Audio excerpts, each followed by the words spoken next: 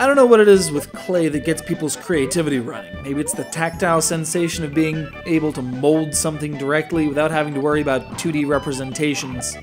Maybe it's the visceral thrill of squashing something between your fingers that acts as inspiration. From the California Raisins to Bump in the Night, malleable media ran rampant in the pre-CGI 1990s. But when it comes to video games, the word clay is almost always followed by the word fighter. Well, not this time. We've covered Clay Fighter already. It's time for Claymates.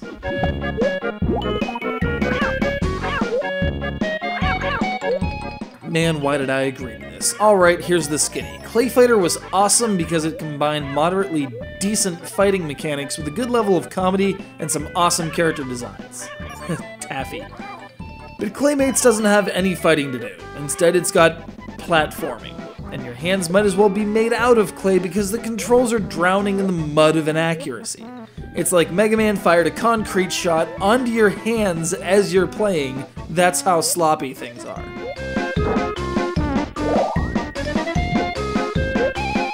You play as a ball of blue clay that used to be a kid named Clayton, on a quest to save your scientist father who just perfected a serum that would turn clay into animals. Man, it's like a fixation when you're not beating the clay out of each other. Anyway, an angry-looking and not at all stereotypical witch doctor shows up at the worst moment possible, swipes the serum, and kidnaps the professor, thus setting into motion a crappy 90s platformer.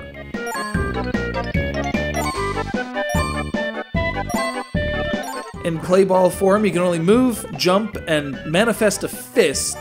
It's not until you find a differently colored clay ball that you take the form of a mouse. And then you're a mouse until you get hit and revert back to clayball form. Look, I will admit that the mouse's main method of attack being a roar is pretty cute. Also gained in mouse form is speed, great for collecting the jewels that aren't really explained at all.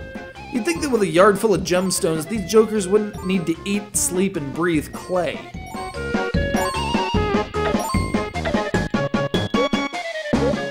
Aside from the mouse, there are squirrel, fish, bird, and cat upgrades available.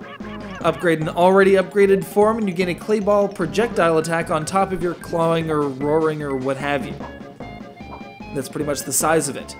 After each platforming stage, a method of facilitating transport to the next area of the overworld map is made available, though this might involve arming robots with axes or defusing bombs or whatnot. Hey, anything's better than the platforming portions. I can't get over how crap the controls are. It doesn't matter if you're some manner of animal or just a wad of blue, getting from point A to point B across a chasm is dicey as all hell. It doesn't help that said clay ball has a significant lag after jumping as it has to reform itself. Maybe the whole clay aesthetic was better for full motion video than video games after all. Aside from Earthbound and Clay Fighter, I can't really point at another game that did it well. Shame, really. And don't even get me started on Celebrity Deathmatch. That's a train wreck for another time.